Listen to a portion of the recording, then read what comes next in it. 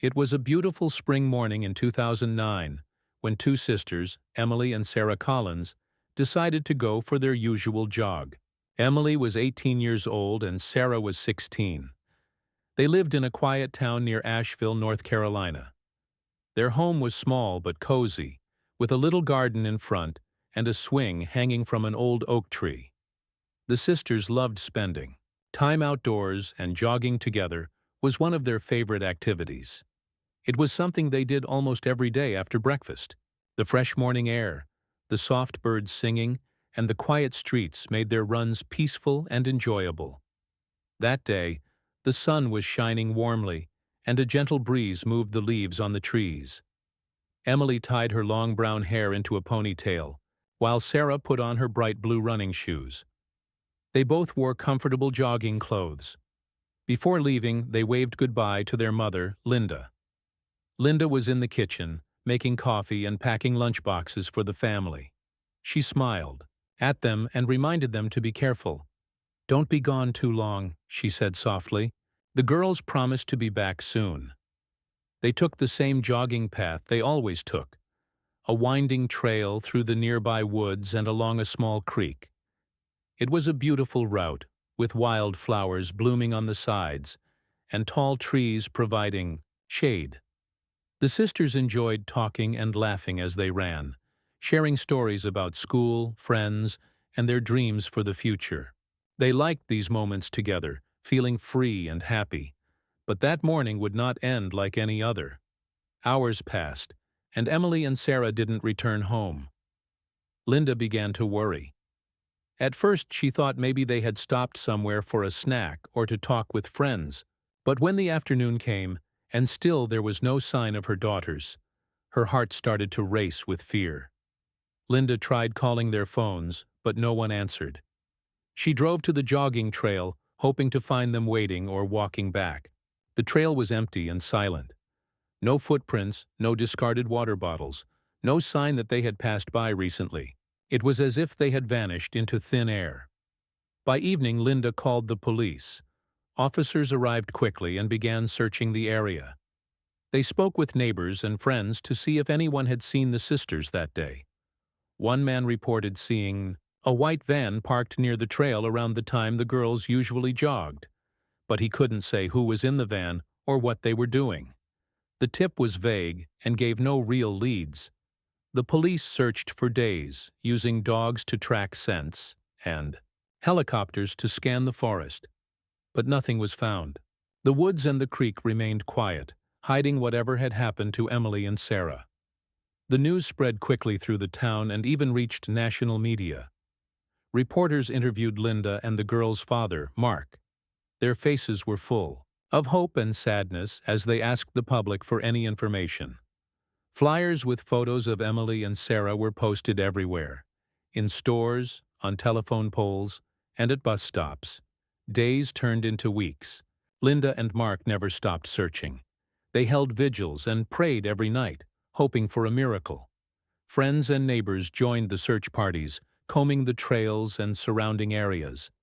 But the sisters seemed to have disappeared without a trace. The community was shocked and heartbroken. Parents worried about their own children. Questions filled the air. Where had Emily and Sarah gone? Were they hurt?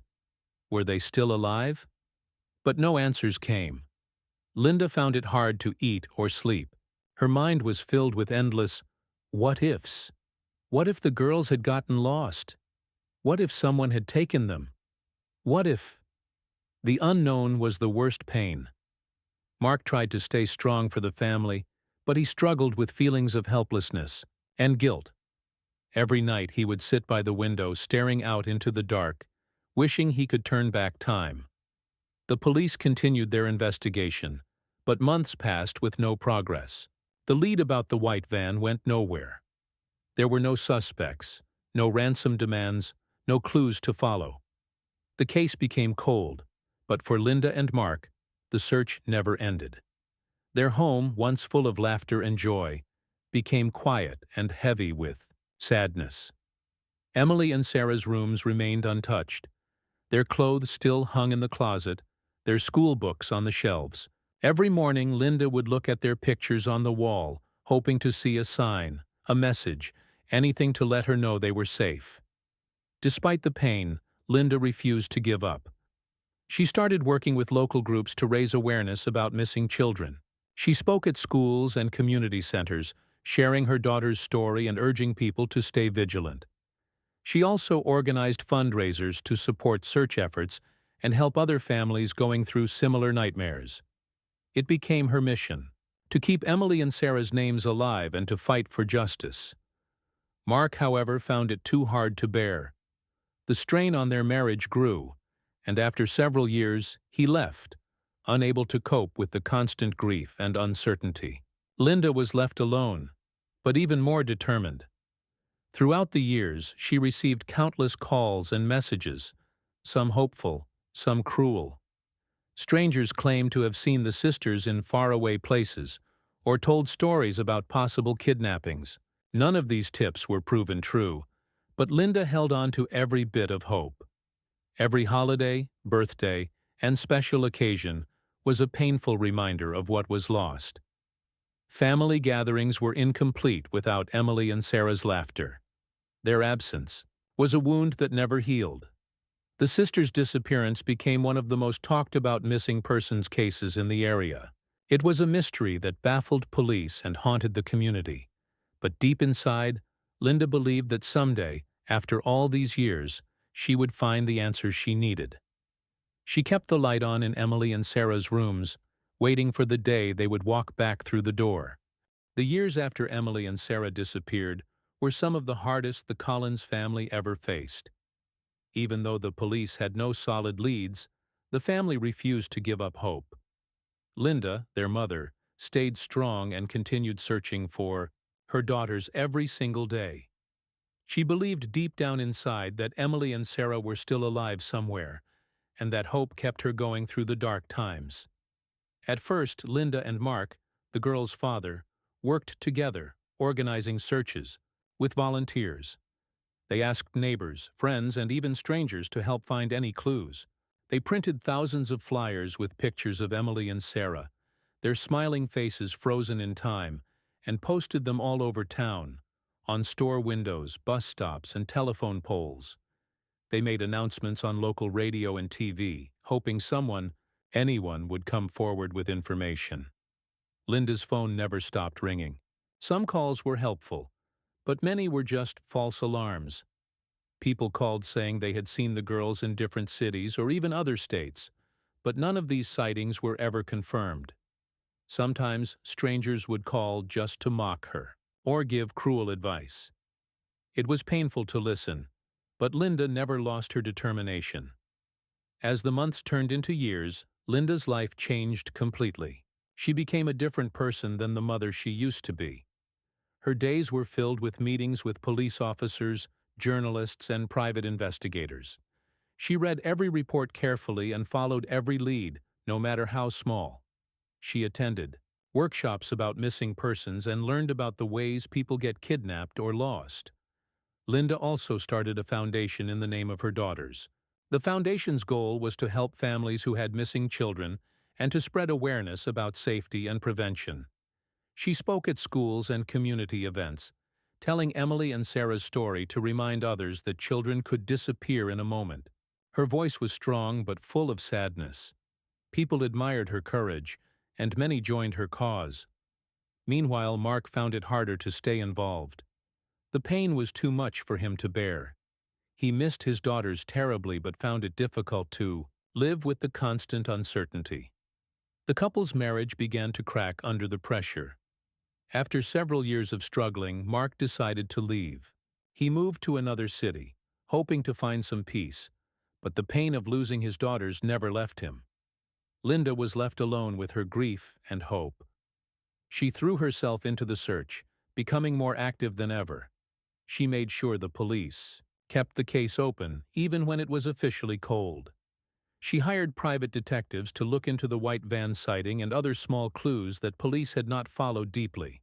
Some leads took her across state lines to places she had never imagined visiting, but none brought answers. During those years, Linda received many strange and mysterious tips. One time, a psychic contacted her, claiming to have visions of Emily and Sarah in a distant city. Linda, desperate for any sign, traveled to that city only to find nothing. Another time, a stranger claimed to have been kidnapped by the same person who took her daughters, but the story didn't match what little the police knew. Linda's hope kept her moving, but sometimes the weight of disappointment nearly crushed her. She wondered if she was chasing shadows. Still, she refused to stop. The community where the Collins family lived also changed during those years. The disappearance of Emily and Sarah left a deep scar. People locked their doors more tightly, watched their children closely, and talked about safety more than ever before. Parents held their kids' hands longer, and neighborhoods organized watch groups. Emily and Sarah's story became a reminder that danger could be closer than anyone expected. Friends and neighbors tried to support Linda, but many didn't know what to say. It was hard to comfort someone who lived with such an unbearable loss. Yet Linda appreciated every hug, every kind word, every prayer. Every year on the sisters' birthdays and anniversaries of their disappearance, Linda lit candles in their memory. She kept their rooms exactly as they were on that day, refusing to let time erase her daughter's presence from their home. Photos and drawings covered the walls, small toys and books remained on shelves, and their favorite clothes hung in the closet. Linda also took care of her two younger children, who missed their sisters just as much. She told them stories about Emily and Sarah, keeping their memory alive for the whole family. Even though time passed, the pain never lessened. It was like a wound that refused to heal. But Linda believed that one day, somehow, she would find out what really happened to her daughters. She never stopped searching online, checking websites for missing persons and human trafficking. She joined social media groups dedicated to helping families find loved ones. The Collins case remained well known in those circles. The police, while no longer actively searching, kept the case files open. They reviewed evidence every few years in case new technology could help. Sometimes they revisited the white van, citing or looked into new reports of suspicious activity near the jogging trail. But for Linda, every new year without Emily and Sarah felt heavier than the last. The family was broken, but not defeated. Then there were moments of strange hope. Sometimes a letter or message would arrive with clues, but after investigation, they turned out to be false. Linda learned to guard her heart, but never to close it. She kept telling herself that Emily and Sarah were out there waiting to come home. 16 years after Emily and Sarah Collins vanished, life had changed a lot for their family, and for everyone who had been hoping for their safe return. Linda, their mother, had never stopped searching, never stopped hoping, but even she was starting to wonder if she would ever see her daughters again. The world around them had moved on, but the mystery of what happened to the two sisters remained unsolved. Then, one day in 2025, something happened that no one expected. It began far from their quiet town, thousands of miles away in Mexico. A woman was arrested during a small local dispute in a town near the border. The woman gave a fake name to the authorities, trying to hide her identity. But when the police scanned her fingerprints and ran them through their system, they got a shock. The fingerprints matched those of Sarah Collins. When the FBI was informed, Linda was called immediately. She could hardly believe the news. After 16 long years, there was suddenly proof that one of her daughters was alive. Sarah was flown back to the United States under heavy protection and care. She was tired, scared, and cautious. The years she had spent away had changed her, but deep down, she was still the same girl who had gone for a jog and never come back. At first, Sarah didn't say much. She was confused, scared of what might happen if she talked. She was unsure if her family and the police could protect her. But slowly, with the help of kind doctors and therapists, Sarah began to open up. She told them that on the day of their disappearance, she and Emily had been kidnapped by a man in a white van, the same kind of van that a witness had seen near the jogging trail years ago. The man had threatened them with a gun and forced them into the van. They were taken far away from home, out of the country. Sarah explained that they had been held by a cruel trafficking ring operating in Mexico. The kidnappers separated the sisters, keeping them apart most of the time to prevent them from escaping or communicating. They were forced to live in secret places, watched by guards and kept away from the outside world. Sarah said the kidnappers tried to erase their identities. She was forced to speak only in Spanish and was never allowed to speak English. She was given a false name and made to work in difficult conditions. The years were filled with fear, loneliness, and pain. But Sarah was smart and brave. She learned the routines of her captors and waited for the right moment to escape. In 2023, after many years, she managed to slip away while the guards were distracted. She ran to a small village where people didn't know about her past. There, she worked quietly and tried to build a new life, always afraid to contact anyone from her old life. Sarah had no choice but to hide. She stayed away from authorities because she feared being found by the traffickers again. She used a fake identity to stay safe. It was only when she was arrested during that small dispute, with her fingerprints checked, that her true identity was discovered. That moment was the first time in years that Sarah could be herself again. Sarah also told Linda and the FBI that Emily was still alive, but held captive in another location. Emily was under the control of a man known as El Tiburon, who was a powerful figure in the trafficking network. Sarah did not know exactly where Emily was, but believed she was somewhere in Mexico, still trying to survive. This news brought a mixture of emotions: hope, fear, and relief. Linda was overwhelmed but thankful that her daughter was alive. The FBI and Mexican authorities immediately began working together to locate Emily and bring her home. The story of Sarah's escape and discovery became a symbol of courage and survival. It showed how strong people could be, even in the darkest situations. Sarah's bravery gave the family and the world a new chance to fight for Emily's freedom. Sarah's return also opened the door to uncovering more about the trafficking ring. Authorities started investigating the network, learning about the dangerous people involved and the secret places where they kept victims. Linda stayed by Sarah's side, supporting her as she healed. The sisters' story was far from over, but this was the first light in a long, dark tunnel. Sarah's words were like a key that opened a hidden door into the dark world where she and her sister had been trapped for so many years. What she told Linda and the investigators was shocking and heartbreaking.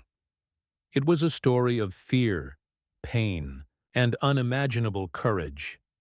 Sarah said that on the morning they went jogging, everything had seemed normal at first, but suddenly a man in a white van stopped near them on the trail. He was quiet but dangerous. He held a gun and forced them inside. They had no chance to scream or run away. It all happened so fast that Emily and Sarah couldn't understand what was happening. From that moment, their lives changed forever. The man, whom Sarah called Ricardo, was part of a criminal group that kidnapped young girls and sold them to others for terrible purposes. They were part of a trafficking ring that operated secretly but with great cruelty. The group moved the girls far from home, across borders and through hidden routes, so no one could find them. Emily and Sarah were taken across the border into Mexico. Once there, they were separated. The kidnappers knew that sisters who stayed together could plan to escape, so they kept them apart, locking them in different places, watching them closely.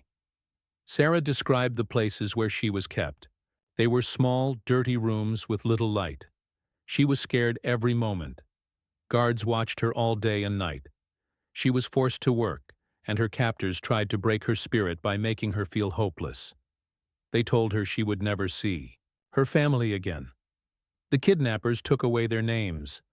Sarah was given a new name and told to forget about her past. They made her speak only in Spanish and punished her if she spoke English. She lost track of time, not knowing what day or year it was. Emily's fate was similar but worse in many ways. Sarah said that Emily was held in a more secret and dangerous place. She was controlled by a man nicknamed El Tiburon, which means the shark. This man was known to be ruthless and cruel, and he kept Emily almost like a prisoner, far from everyone. Sarah's escape was not easy. She spent years planning. She watched the routines of the guards, learned when they were less careful, and memorized the roads near where she was kept. One day, when the guards were distracted, she ran away.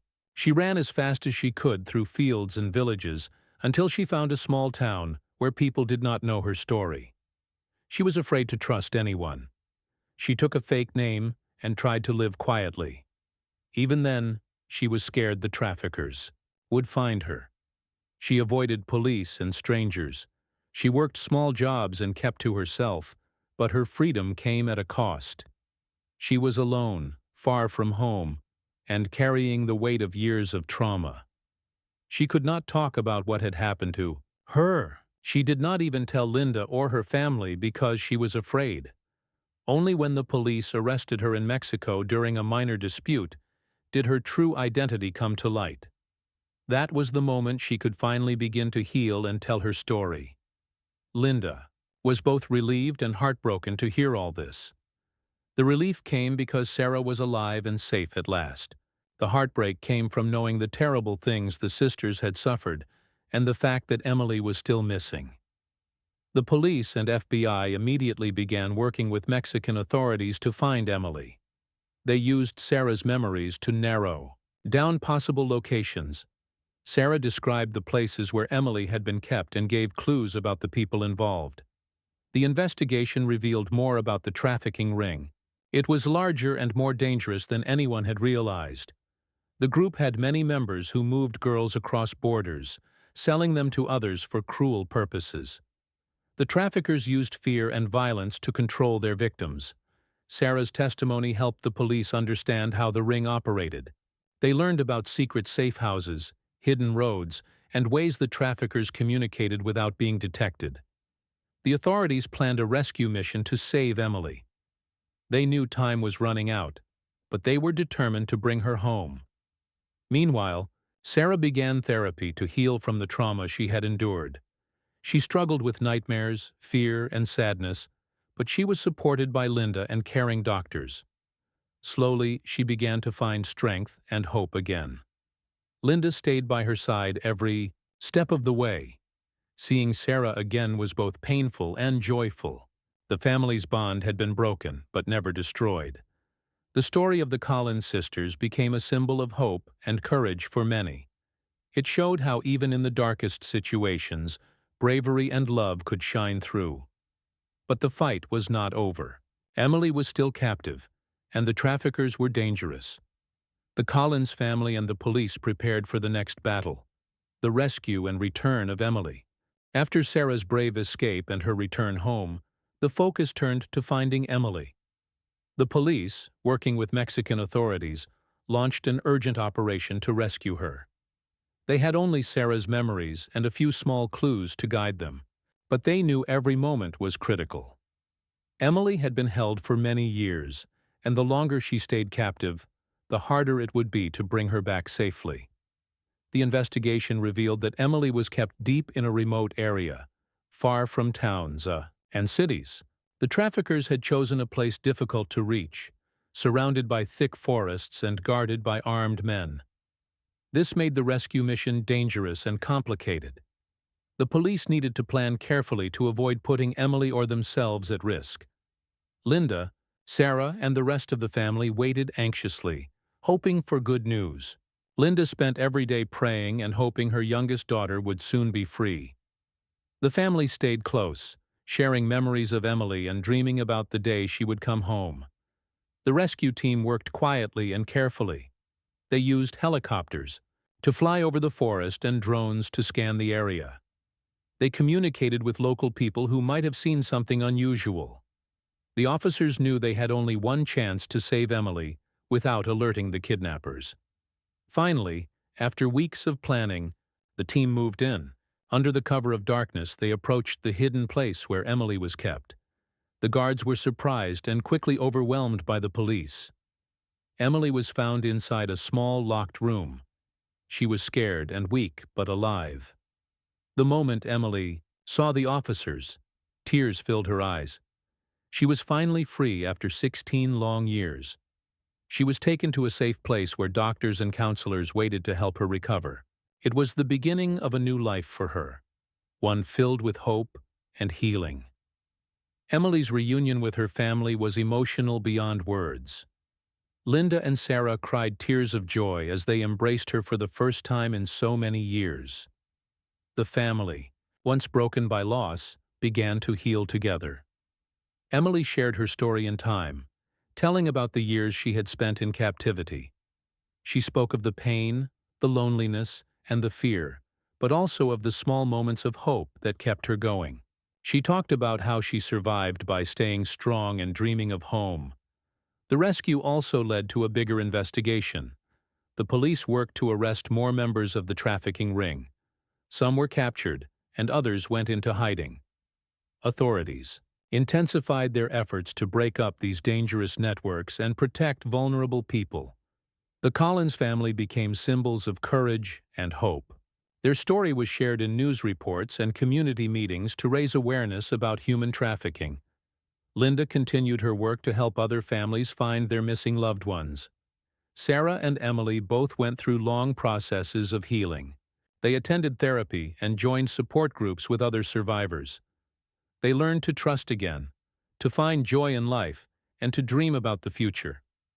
The sisters helped each other recover. Their bond, though tested by time and trauma, was strong. They promised never to be separated again. Linda watched with pride as her daughters grew stronger every day. Though the scars of the past would never fully disappear, the family found new strength in their love and resilience. Their story inspired many people to stand up against trafficking and to protect children everywhere. It reminded the world that, even in the darkest moments, hope can survive and courage can shine. Emily and Sarah's journey was a long one, filled with pain and struggle, but it ended with the power of family and the promise of a new beginning.